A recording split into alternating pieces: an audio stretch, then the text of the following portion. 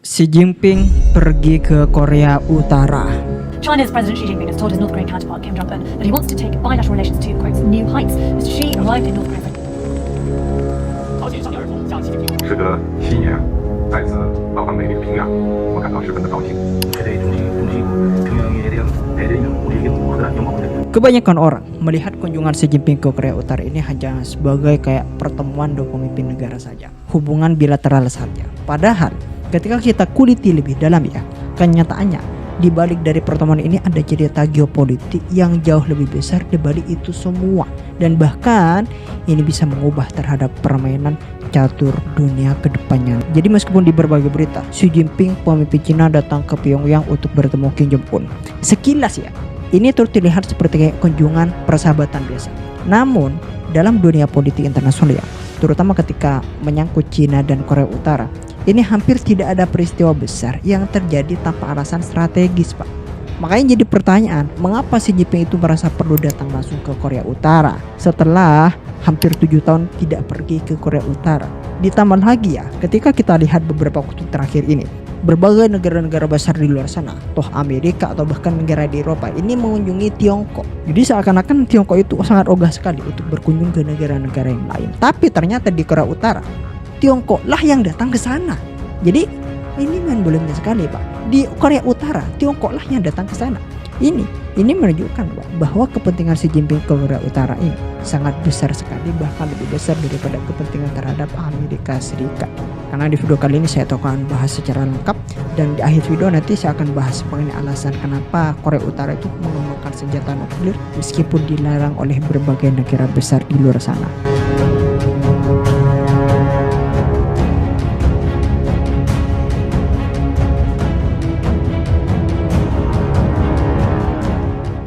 Jadi gini ya, untuk menjawab pertanyaan tadi soal alasan atau kepentingan Xi Jinping untuk ke Korea Utara ini sampai mendatangi ke Korea Utara secara langsung, kita tuh harus melihat posisi Korea Utara ini di peta geopolitik dunia terlebih dahulu.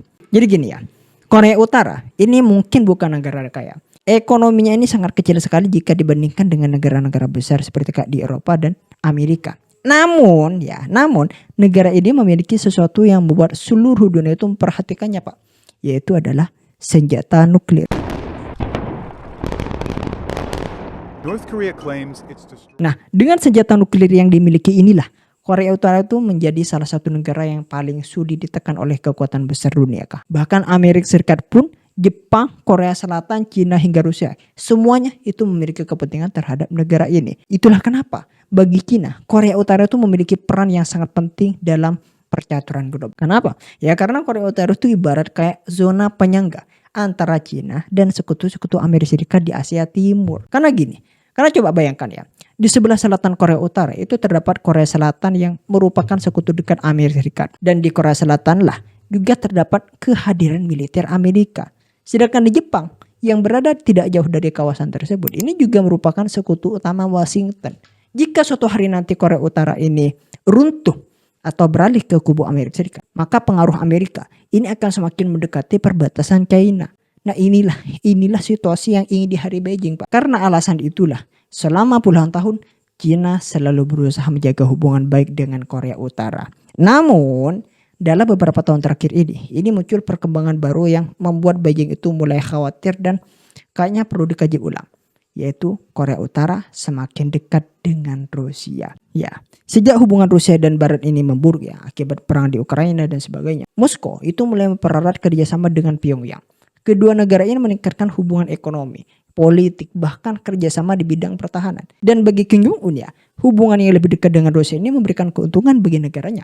Kenapa? Karena Korea Utara itu nanti akan memiliki lebih banyak pilihan dan tidak hanya bergantung pada China, Pak. Sedangkan di sisi yang lain ya, bagi China, situasi ini berarti pengaruhnya terhadap Korea Utara itu bisa berkurang nantinya. Karena itulah ketika saya lihat ya, kunjungan Xi Jinping ini sebagai upaya untuk memastikan bahwa Korea Utara itu tetap berada dalam lingkaran pengaruh China. Dengan kata lain ya, China itu seperti kayak pengen mengirim pesan bahwa hubungan kedua negara ini masih sangat kuat dan tidak tergantikan oleh apapun. Namun ya, alasan kunjungan Xi Jinping ini tidak berhenti di situ, Pak. Karena gini, saat ini ya kita tahu Asia Timur itu sudah mengalami peningkatan ketegangan keamanan. Amerika Serikat, Jepang, dan Korea Selatan ini semakin sering melakukan latihan militer bersama. Bahkan kerjasama pertahanan di antara ketiga negara ini semakin kuat, Pak. Dari sudut pandang Cina, perkembangan tersebut itu dianggap sebagai bagian dari upaya Amerika Serikat untuk membatasi pengaruh Beijing di kawasan.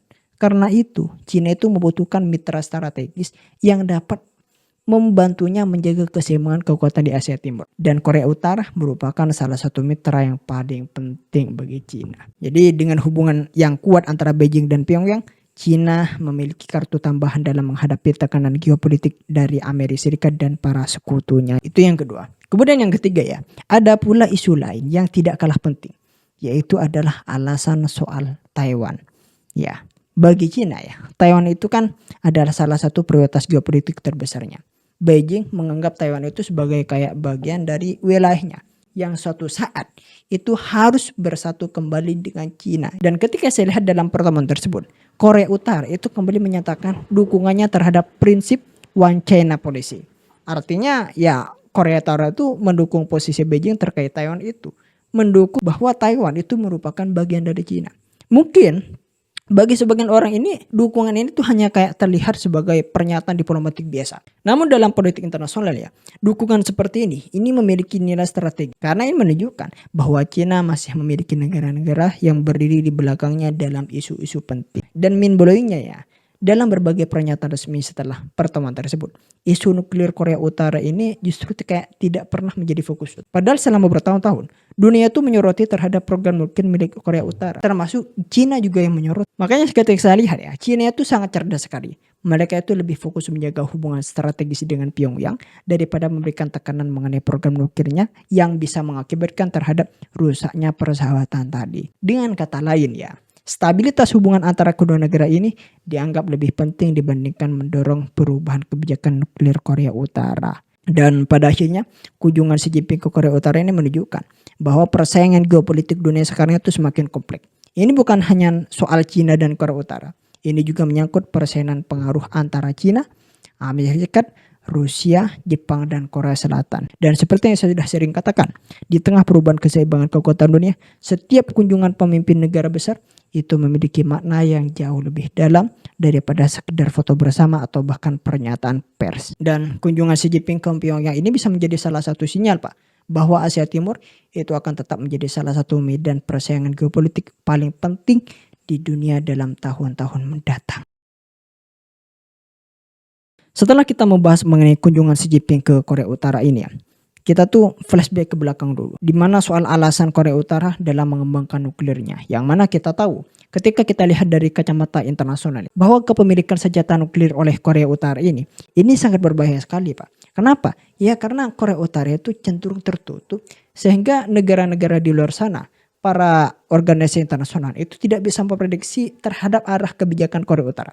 Tidak bisa memprediksi nuklir Korea Utara ini mau digunakan untuk apa. Sehingga pada saat awal pengembangan nuklir ini sampai sekarang, Korea Utara tuh sering mendapatkan sanksi dari berbagai negara, terutama dari Amerika Serikat, bahkan Tiongkok. Jadi ketika dilihat dari kacamata internasional, Korea Utara sangat berbahaya memiliki nuklir.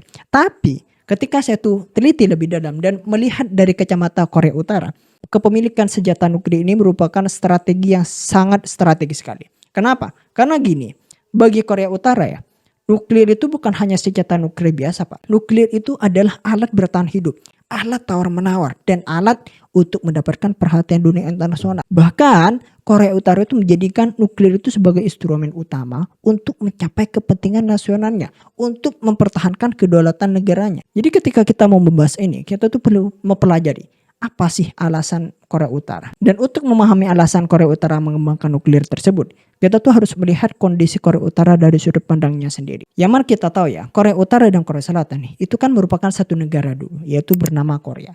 Cuman karena ada perang, akhirnya berpecah Korea Utara dengan Korea Selatan. Dan memang perang Korea ini sudah berhenti pada tahun 1953 dulu. Tapi sebenarnya perang tersebut itu tidak pernah benar-benar berakhir dengan perjanjian damai tadi. Yang terjadi hanyalah gencatan senjata saja, Pak. Artinya secara teknis Korea Utara dan Korea Selatan itu masih berada dalam kondisi perang yang belum selesai sampai sekarang. Kemudian ini dipertegang lagi ketika Korea Utara melihat kehadiran puluhan ribu tentara Amerika Serikat di Korea Selatan dan Jepang Yang mana ini tuh dianggap sebagai ancaman langsung bagi keamanan negaranya sendiri, Pak. Jadi dari sudut pandang Tiongkok ya, terutama Kim Jong Un, melihat Amerika Serikat ini adalah kekuatan yang sewaktu-waktu dapat menggulingkan rezim mereka. Dan bahkan ketakutan ini tuh semakin besar ketika Amerika Serikat itu menyerang Afghanistan dan Irak pada awal tahun 2000-an dulu. Jadi bagi Korea Utara ya, peristiwa tersebut itu menjadi pelajaran penting. Mereka tuh melihat bahwa negara yang tidak memiliki senjata pemusnah massal itu bisa menjadi sasaran intervensi militer. Sebaliknya, negara yang memiliki kemampuan nuklir itu akan jauh lebih sulit disentuh oleh Amerika. Karena itulah Korea Utara itu memulai mempercayai bahwa nuklir itu adalah jaminan hidup bagi rezim mereka. Jadi dalam tanda kutip, nuklir mereka itu sebagai asuransi keberlangsungan rezim Kim. Karena bagi banyak negara ya, senjata nuklir itu berfungsi sebagai alat pencegah perang atau defense. Logika sederhananya gini, jika misalkan sebuah negara memiliki senjata nuklir yang mampu menghancurkan lawannya, maka musuh itu akan berpikir berkali-kali lipat sebelum menghancurkan negara itu. Korea Utara meyakini bahwa kepemilikan nuklir itu dapat membuat negara-negara besar, terutama Amerika Serikat, itu bisa menghindari tindakan militer langsung terhadap mereka. Dengan kata lain ya, nuklir itu menjadi asuransi politik yang menjaga keberlangsungan rezim Kim Jong-un dan pemerintahnya sendiri. Jadi bagi Korea Utara ya, selama mereka itu memiliki kemampuan serangan nuklir, kemungkinan diserang itu akan jauh lebih kecil daripada tidak memilikinya. Itu yang pertama. Kemudian alasan yang kedua, ini berkaitan dengan ekonomi. Karena gini, pada dekade 1990-an dulu, Korea Utara itu mengalami krisis ekonomi yang sangat berat sekali. Runtuhnya Uni Soviet ini membuat salah satu mitra ekonomi utamanya itu menghilang. Ditambah lagi berbagai bencana alam seperti kayak banjir, kekeringan. Ini menyebabkan produksi pangan di Korea Utara itu menurun drastis, bahkan hampir habis, Pak. Akibatnya ya Korea Utara itu mengalami kelaparan pada saat itu, kemiskinan dan bahkan kesulitan memenuhi kebutuhan rakyatnya. Nah, dalam situasi seperti itu, nuklir berubah menjadi alat negosiasi dan Korea Utara itu menyadari bahwa program nuklirnya itu bisa membuat dunia itu khawatir. Nah, dengan kekhawatiran inilah yang kemudian dijadikan kartu tawar bagi mereka. Kartu tawar untuk memeras negara-negara di sekitarnya itu untuk memberikan bantuan ekonomi terhadap negaranya.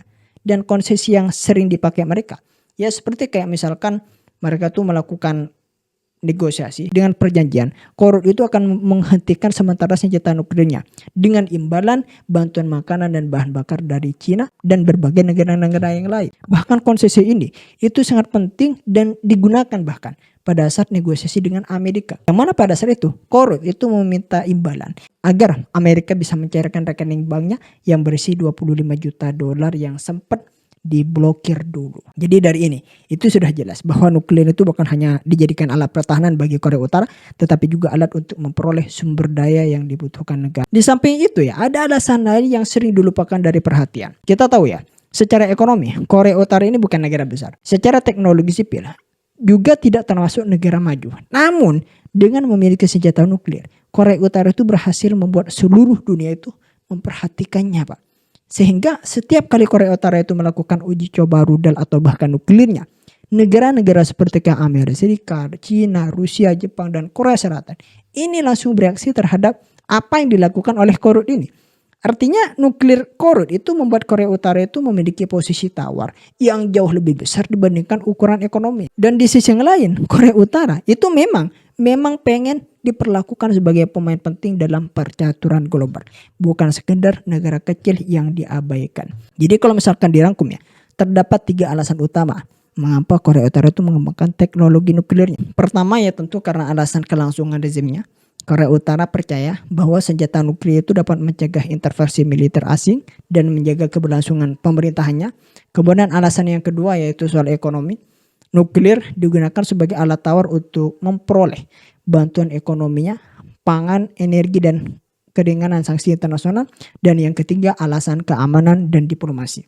Nuklir memberi Korea Utara posisi yang lebih kuat dalam negosiasi dengan negara-negara besar, terutama Amerika Serikat.